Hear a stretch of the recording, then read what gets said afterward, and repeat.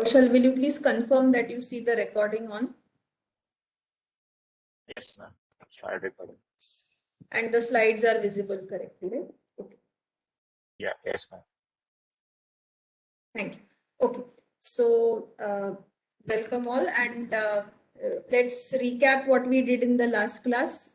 So, as we know, we are in this week, we are looking at loops, and in particular the while loop construct. And yesterday we saw at least a couple of tasks which we performed using the while loop, and we saw again.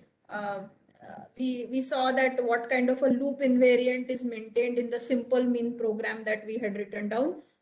We had looked at deciding whether a given number is prime or not. And finally, towards the end of the class, we were looking at this problem, which is computing the GCD of, this is not two programs, of course, two integers, GCD of two integers. Those are given to us, and these are positive integers. So I'm going to spend a little bit of time today again looking at that problem, going to REPL and executing that, because I felt it was a little rush towards the end of the class yesterday. So the first idea that we started with is this simple idea that if we are given two positive integers x and y and we want to compute the GCD, we compute the min of that is z, and then from 1 to z we check whether I is running from 1 to z, we check whether I divides both x and y, and as long as we keep finding this I, we keep refining our update of the GCD.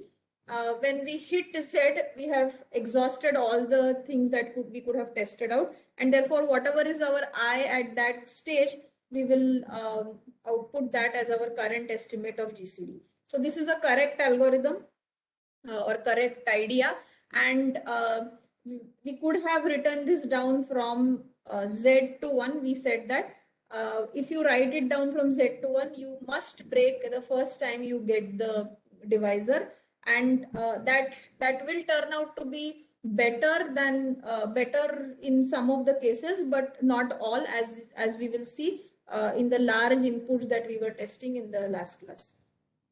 Okay, large inputs which were actually prime numbers. Okay, so this is the implementation of that idea, right, using a C program and the while loop construct that we have, and this is what we have seen. So are there any questions or comments about this? Okay, so moving on, we also looked at this idea, very nice idea by Euclid, where it says that if y divides x, and we will assume for the assume throughout our iterations that x is always the greater of the two, or x is no smaller than y. So if y divides x, that is x mod y is equal to 0, or equal to 0 in our language of C, then we are done. Then we simply output y as our GCD. Else we modify x and y suitably. And the suitably is dependent on what is the best way you can think of it. So the one of the ways was just subtract y once, but then we saw that subtracting y once can be done repeatedly, and therefore we said we could have set x is equal to x mod y. Now this next statement is, what if x is less than y? In fact, if you do x is equal to x mod y, then you will have x, the resultant x that you will have will be between 0 and y minus 1. Therefore, it is going to be less than y, and therefore you will need to exchange x and y. So this is something that you would have observed if you paid a little bit of attention to this. So if you set x is equal to x mod y, then the value of x is going to be less than y, and therefore you will exchange x and y and repeat this. So yesterday I had shown you a template of this program where you were asked to fill in these things, that is this while loop condition, as well as the modification of x, and then the exchange of x and y, all of which I have written it out here now. So this program is the same as the template that was shown, but the details have been filled out. So we scan X and Y, which is the standard stuff. If X is less than Y, then we want X to be greater than or equal to Y always. Therefore, we swap it. That is, we do this routine procedure. So computing min, computing or swapping two integers is something that we know now very well. So I'm not going to spend time on that. And then as long as X mod Y is not equal to 0, we keep entering the loop. We set X to be equal to X mod Y, and as we agreed that it will set X to be something which is strictly less than Y. Therefore, we are going to exchange the values of X and Y, which is the same code which has been repeated here.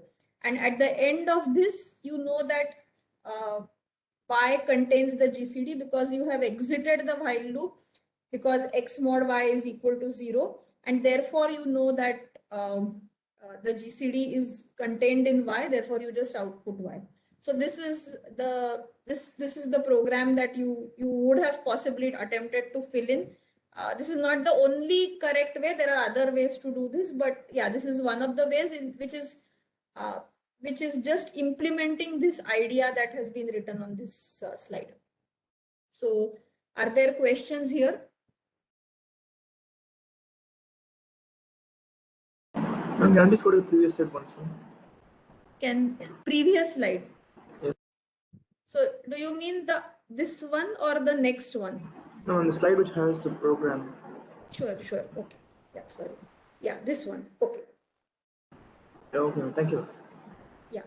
Okay. So I'm going to change the view and I'm going to go to REPL.it to show you again. All of you are encouraged to do this in your lab or in your free time whenever you get, and try this out on large integers and see the difference of the performance of these programs. So yeah, Kaushal, please tell me whether you will, once you start seeing the REPL.it view. Yeah. Okay. So as I said yesterday, I have already written these programs ahead of time. I mean, anyway, they are written there on the slides. I have just copied them here. And we saw this GCD is the simple GCD where it runs from 1 to Z, and it checks whether this I divides both X and Y, in which case you set the GCD appropriately. And of course, increment I. This is important when you are writing a while loop.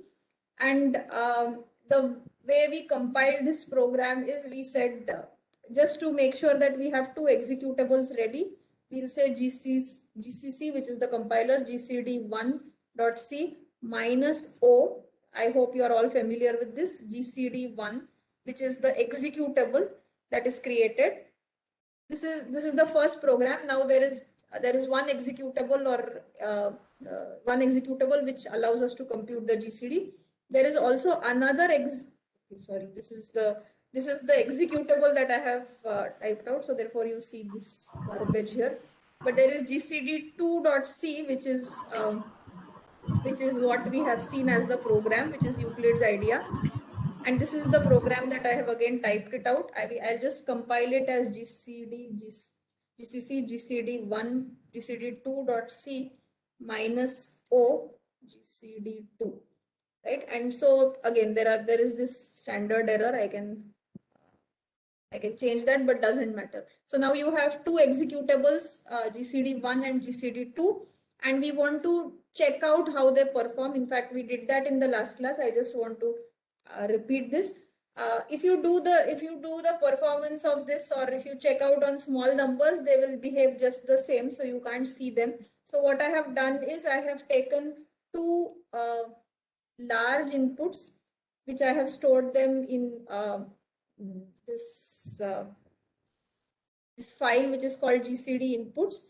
These are two large prime numbers that I have pulled out from the internet, and these are illustrative to show that when you run the first program, which is GCD1.c, it is going to go from 1 all the way to the minimum of these two, which is this 961, the first one, and find out that it is none of them is a divisor, and therefore it is going to say that GCD is 1. On the other hand, when you look at this program GCD2, in fact, if you enable these prints, you will see how quickly the values of X and Y are changing. So I'll just recompile the program. And what I'm going to do is run these programs GCD dot slash GCD1. And in case, I think people may not be familiar with this. This is the input redirections symbol, which saves me from typing out these large numbers. And because these are large, I don't want to make errors in typing them out. So I just give it as an input, and we have seen that it takes about 5 to 7 seconds to compute this. So the answer is correct, of course. However, if you do GCD2, you will see that rapidly the two inputs X and Y are going to go down, and as they go down, the number of iterations done is very small. So you can see this program in execution and see the effectiveness of this program on large inputs. So it's not about the program, it is about the idea that is very efficient, and that is why we are seeing this very good and effective performance. Sorry about this. Yeah, so this is what I want you to look at. Okay, so any questions, comments, or anything that you want to ask?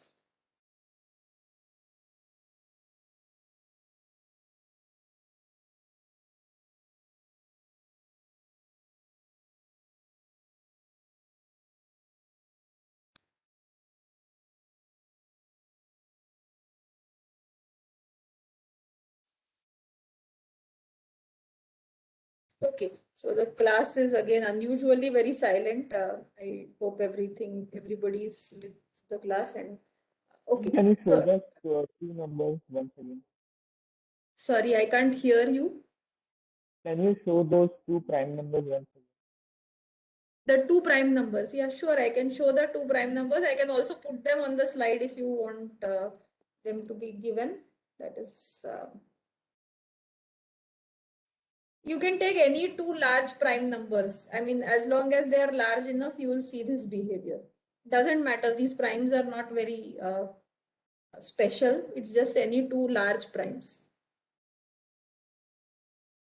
Is that okay? Got it. Yeah, great. Okay, so I just want to understand. So, have people already seen this Euclid's idea earlier? Again, just to get a sense, I know I have repeated it, but I mean, before this class, have you seen it earlier in your when you studied programming or earlier? I think we had in like in maths, I think. You had it in? Maths, 10th, in 10th, I think so. Like Okay, Euclid okay. division lemma. Okay, great. So you have seen this idea, but I mean, at least some of you say that you have seen this earlier, but I'm not sure if this was shown as an illustration or the difference of this was shown during your programming course. And I mean, this is something that tells the power of a good algorithm, as we said yesterday. So this is something which is very illustrative of the power of a good algorithm. So I hope the message that we wanted to send using this example is clear, and the idea may be known to you, but the implementation or the stark difference between the two performances may be something which is surprising or which is also appealing to you. Okay, so with this, I assume that there are no questions about the problem itself. Okay, so I'll just stop sharing the REPL.it screen and go back to the slides. Ma'am, Yes. when we find GCD, we had a third method, no, ma'am, where like for GCD of x comma y is equal to GCD of x minus y comma y and so on like that. So can we program it as? I mean, can we do this program? Sure, you can do the program. But what we are saying is once you have that idea that GCD of x comma y is equal to GCD of x minus y comma y, then this is just a few steps away, right? I mean, you are doing more iterations by saying GCD of x comma y. I mean, you are just doing more iterations and reducing the numbers slowly. Is that clear? Yes, ma'am. Yeah. So that also you can try it out and you can see the performance. Actually, the problem is what should be the while condition, man? Because there, Okay. I don't know where to stop, man. Actually, like because x minus y will differ for each, depending on x and y, no, man, as we go. So what But shall what is okay? So the question for everybody's benefit, I'm just repeating it. So he's having this thing. So while something do x is equal to x minus y. Is that correct, Kannikeshwar? Yes, ma'am. Okay. So the question that he has is what should be the end condition? Any thoughts or anybody has suggestions on what should be the end condition for such a program?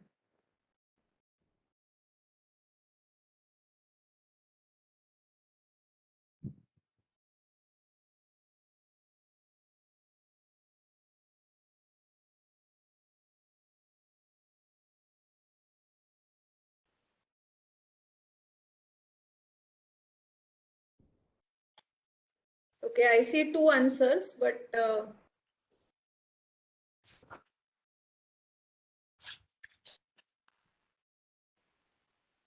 okay, a few more. I'll wait for about 30 seconds and then.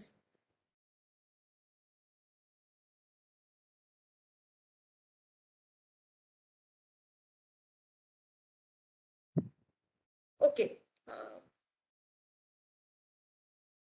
Okay, so there are some answers, not many have participated, but fine. So I want to ask Kannikeshwar who has raised this question. So I don't want to give away the answer, but because not many people have participated. But what if you have two numbers, we have taken here positive numbers, but if you have two numbers and one of them is 0, what is the GCD of those two numbers? It should be 0, no, ma'am. Okay. I don't know, ma'am. Okay, so if you don't know, think about it. What is the GCD Okay. of a positive number and 0? And then hopefully it will lead to the answer. Some of you have given the correct answer in the chat messages, which are possibly, yeah, I mean, I'm not saying we are talking. So one of the questions is that is it defined? Do we have what is the GCD of 0 and this thing? So, but okay, so what will you want it to be in this format where you have two numbers where one you are just subtracting repeatedly from the other number, right? And you are also maintaining this invariant that x is greater than or equal to y. Is that clear, Kannikeshwar? I mean, in the last slides, I showed this Yes, ma'am. That is execution, right? Okay, so for everybody's this thought and this thing, it's a nice question. So if you replace this as x is equal to x minus y, what should be the end condition of this while loop? Can you come up with the modified end condition? Please think about it and write down that, Ma'am. and maybe we will discuss it. Ma'am, isn't this just that but more efficient because you're repeatedly subtracting y many times and then you're taking the remainder and then swapping and then doing it, right? Yes, that is exactly what I said as a first answer to And why Kannikeshwar. do But we need this? why do This we second method? What he's say suggesting, isn't this better? That's what I'm asking. which is better? Which What one? you've done. So that is my response to what I said earlier to Kannikeshwar. The first answer that I gave it to him is saying that if you repeatedly subtract, I mean, you are just going to do that, right? If you as we saw in the last slide, right? If you could subtract x multiple number of times, you are going to do more number of iterations to just do that. That's what you Yes, are ma'am. saying, right? This is Yes. just directly taking the remainder, subtracting Exactly. as many times. But yeah, so what I think Kannikeshwar's question is simply what if you write x is equal to x minus y? It is also a correct update rule. There is nothing wrong. do you have to change this, and how do you change this? That is the question. So I'll leave it that as a small exercise for you to do. How do you change the condition if it has to be changed, assuming that x is equal to x minus y? Of course, in this case, it is not always the case that x will be less than y. X will be less than y. So you should check whether x is less than y, and only when x happens to be less than y, you should swap. So there is a small check that you have to do. But other than that, what one of you has pointed. So what is your name? Whoever is speaking, it doesn't show up here. ME20B051, sorry. Yes, ma'am. Chinmay. Chinmay. Okay, so Chinmay has said that this is exactly, I mean, this is what we are doing in an efficient way, which is correct. But if you want to implement it, how will you implement it? That is Kandikeshwar's question, and let's try to answer it individually. So I am not going to give away the answer, because that is something that will force you to think about the end conditions and so on. Okay, yeah, so let's, I mean, you are writing messages now, but it's okay. I mean, each one of you can write down and try this out and also argue about its correctness. Okay, so having said that, let's move to the, yeah, any other question related to this or implementation or anything? Okay, so we are going to move to today's task, which is slightly different from the task that we have been doing, but again, something which is useful and which will illustrate a different idea, maybe something that you have seen, but I'm not sure if you have implemented, which is computing these common mathematical functions. So these are provided to us and in the library, standard library. But at some points, if we want to implement these common mathematical functions, we should also be able to think of how we will implement these functions. So we'll start with something which is very, very basic, which is computing the positive square root of a positive integer, right? And we will compute it approximately, right? So we are going to compute this positive square root of an integer approximately, and we are going to see a method. We are going to implement it, and in the lab you are going to do some variant of this, which again will be clearly specified to you. So at this point, I want to make a small remark about the expectation and the nature of the assignments and the course. So for example, when we saw the GCD idea, there were two things. That is, one is the standard idea, that is going from 1 to min, and this is the first idea that may come to your mind, and the second is Euclid's idea. Unless you have seen it or you think about it a little bit, you are not going to get it immediately. So when we are in the context of this course is not about designing new algorithms, although that is a very interesting field. But so we are not going to expect you to come up with new ideas here. Most of the ideas you have seen, but we are going to implement them or show variations of that, which will lead to better running times or illustrate some of the programming aspects of it. So in a similar spirit, we are going to see the computation of the square root of a positive integer, the positive square root of an integer. We are going to see an idea, implement it. When you are asked to implement a variant of it in the lab, you will be given the variant and you are supposed to implement it faithfully. So this is the spirit of the course, that we are not going to, most of the times we are not going to invent new ideas here or design new algorithms, but implement what is known to us or teach what we know to the computer via our communication language, which is the C programming language. Okay, so so we'll set out with the simplest task of computing the square root of some positive integer. Let's say 102 square root 55 555. Again, these numbers are simply chosen. You can compute the square root of any positive integer that you want. And as I said, we have this time-tested SQRT function that the library has made available for us. But we would like to see what could possibly be an implementation. We are not saying that this is the implementation, but we'll study a simple and effective method, which is called the bisection method, which will allow us to approximately compute the square root, and it will also allow us to decide how close we want to go to that approximation of square root 2. Not square root 2, square root of the positive integer, let's say y that we want to compute or x that we want to compute, right? So this is our goal in this task that we have. Okay, so just for the sake of concreteness, let's take 55 again, no specific reason, and let's try to compute the square root of 55. So when we say we are interested in computing the positive square root of 55, we are looking at this function fx is equal to x square minus 55, and we want to find out the value of x where this function evaluates to 0. And since we are interested in the positive square root, we are interested in a positive value at which this function evaluates to 0. So this is our goal. So we want, in fact, fx x squared is minus 55 is equal to 0. This is the fx is x squared minus 55. So to begin with, let's plot this function. So I have just done this using some tool, and this is the function that is plotted. And by just guess, you know that this is going to lie somewhere at 7, I mean 7 point something at the positive square root. So you are aware of this. So we are just coming up with an idea about how to compute this, right?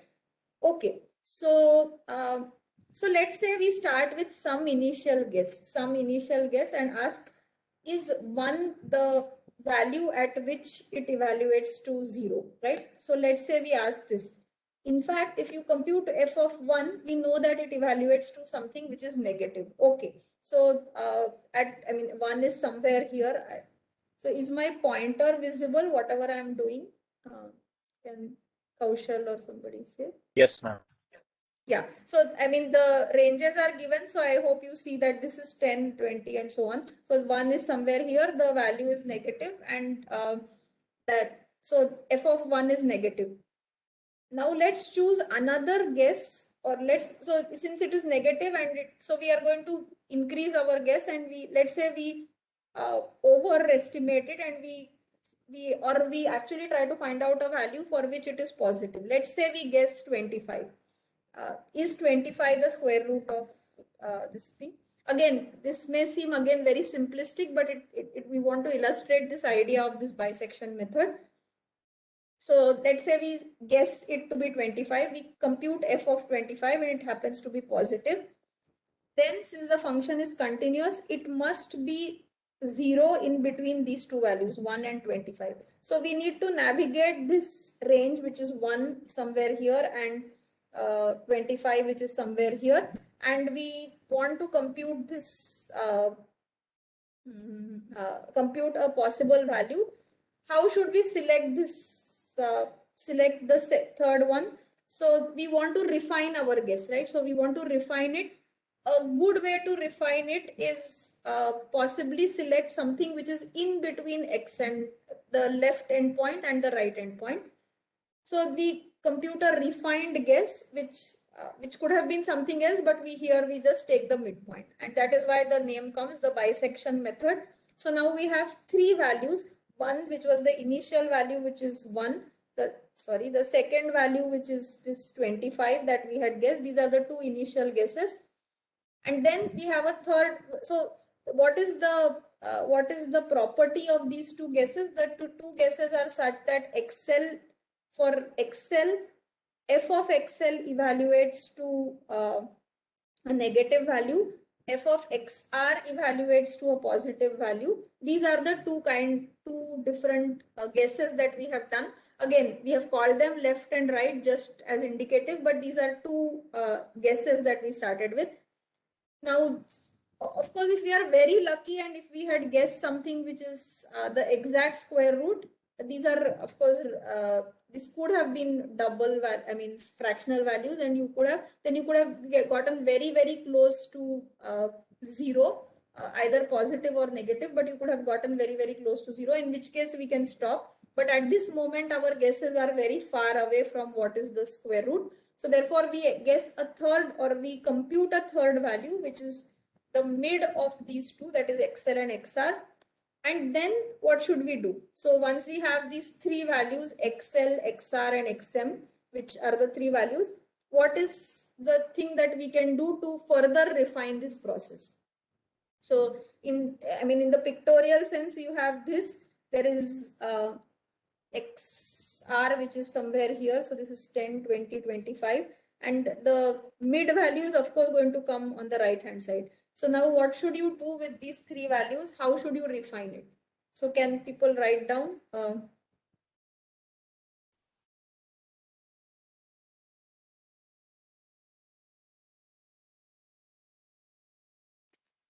Okay, again, always take two values which have opposite sign and find their midpoint, right? okay, so we want to repeatedly keep our invariant that we have two values, one of which evaluates at one of which f of x f of the left endpoint evaluates to negative, the right endpoint evaluates to positive.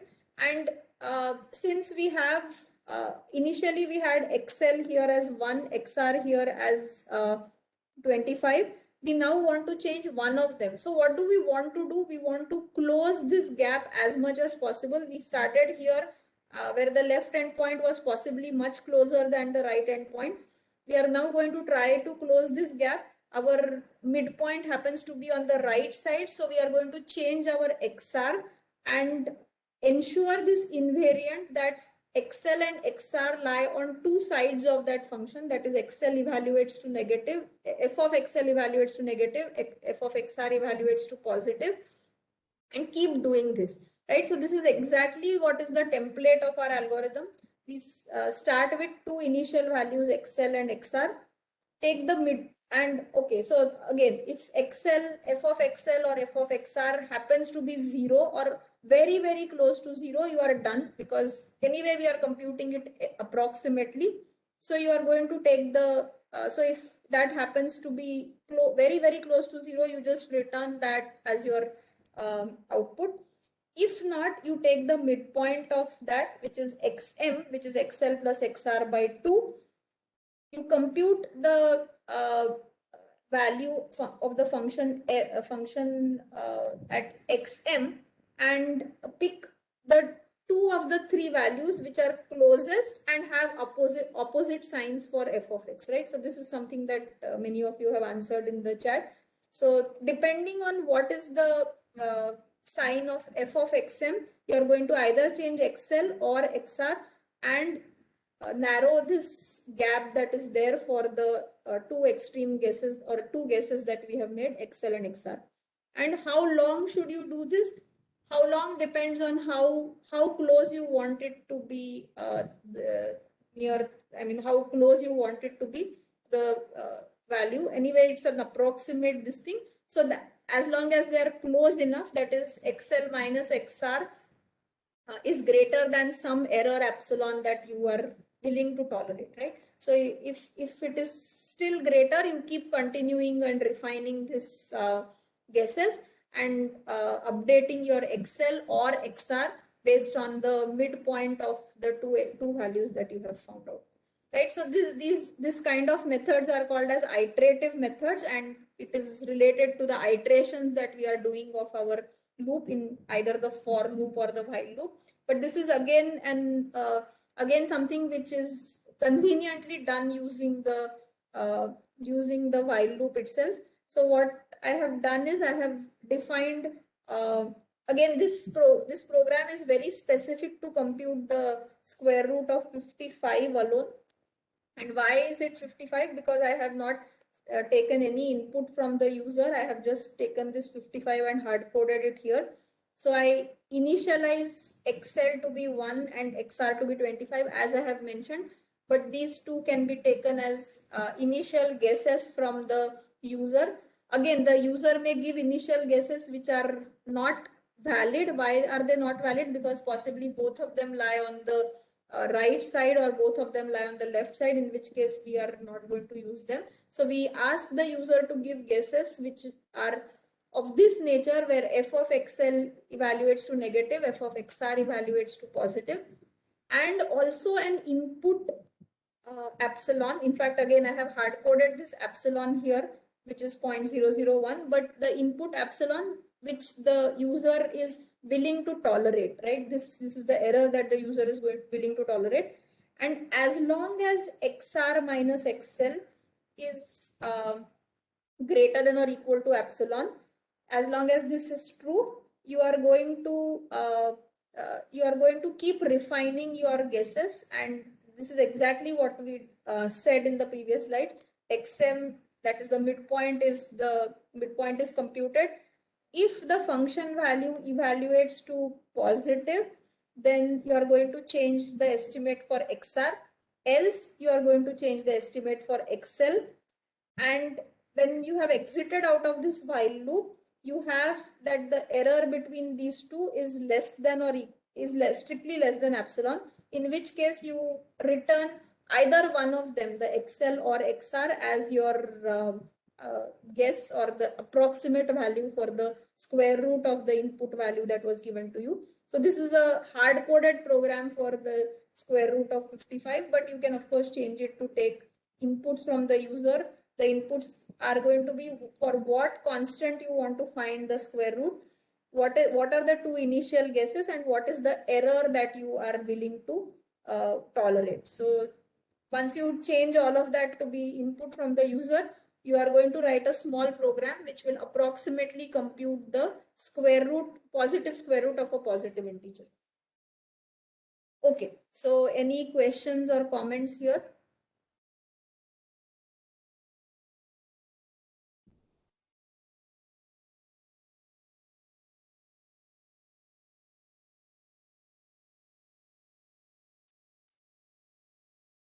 Okay, so I'm just reading the chat messages.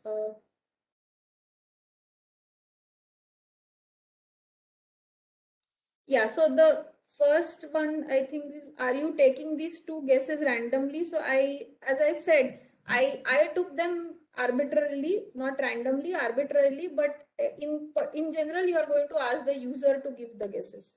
Then, okay, so yeah, so this 2.0, right, it is not required because we know that XL and XR themselves. Okay, so the question is that should this division by 2 be 2.0? It doesn't matter. These are already doubles, defined as doubles, so you won't, these won't be truncated to, I mean, typecast to integers or something. Ma'am, Yes. ma'am, actually, like if we get input from the user for XL and XR, we need to ask, they need to be aware of the graph, ma'am, because like one value should be less than Yes. zero, should be greater than zero. So, Yes, so the user needs to be aware of the graph. Yeah, I agree. okay.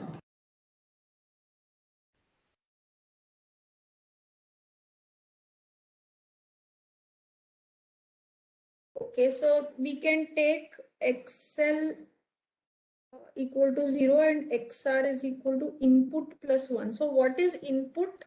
Sridhar has written this. What is input? Value which the user enters for finding the square root. Okay, but I mean, okay, so this is okay, so why do you say that it is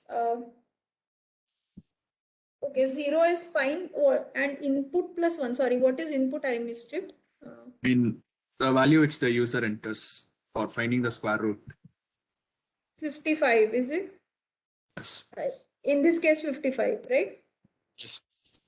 Okay, yeah, so these can be taken, I mean, these need not be taken by, these need not be 1 and 25 or something. You can also choose, as I said, these can be any two values as long as they have this property that XL is, f of XL is negative, f of XR is positive. But if the user gives you a better guess, you will converge faster, right? Yes. Yeah. So in this Yeah, case, the can't- user will not give a guess. If In the this program case- if the program itself takes Excel and XR values, user won't have to input a guess. Right? Yes, I agree. So there is also one more this thing that can't we make the computer do the guess? Yes, the computer can also do the guess for the left and right hand point. But the computer, okay, so there are small caveats to this, but so at the moment I will just leave it that the user gives this guess for you. But yes, you can modify it, and to some extent the user needs to know the graph of the function. Okay, so one of the small tasks that you can do in the lab is also ask yourself how will you modify the program to get you the negative square root of a given positive integer. Not difficult. You can change some of the things that we have written. You can do it explicitly for this 55, but you can do it for any input that the user gives. So this is all I wanted to say about this example. Also, I want you to observe that we have this loop invariant again, that XL minus XR is it is greater than or equal to epsilon when you enter the loop. XL is a value that is such that f of XL evaluates to a negative value, f of XR evaluates to a positive value, and this invariant remains unchanged by this update rule that we have done, right? So again, the expression gets updated, which is something which is important for our while loop to terminate, which does happen. It also maintains this invariant that we had started with, that XL and XR lie on the two sides of this function. Yeah. So this is a completely different example from the examples that we have seen in the yesterday's class. Illustrates the use of the while loop, and computes an useful function, gives you an insight of how possibly the sqrt function could be implemented. Okay, so yeah.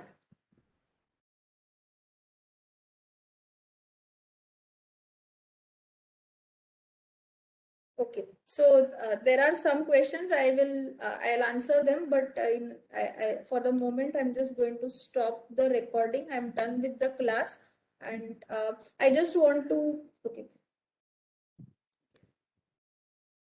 Yeah, so I'll just make one of these remarks that I wanted to say, that in the yesterday's discussion about the quiz, I had mentioned that we will have whatever we have done in the course till now. So that is true.